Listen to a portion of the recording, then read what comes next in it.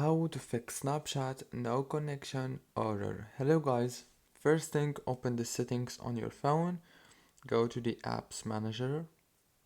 When you open the apps manager, on this page you will find all the apps that you have on your phone. So all what you want to do is scroll until you find Snapchat and click on it. After that, now all what you want to do next is click on the permissions. Make sure that all the permissions are enabled. Go back, click on storage, click on clear data and click on delete, and then go to the data usage. Make sure that all these options are enabled, and then all what you want to do is go to the settings, go to the wireless and networks, go to the Wi-Fi, disable it, and after 5 seconds enable it back.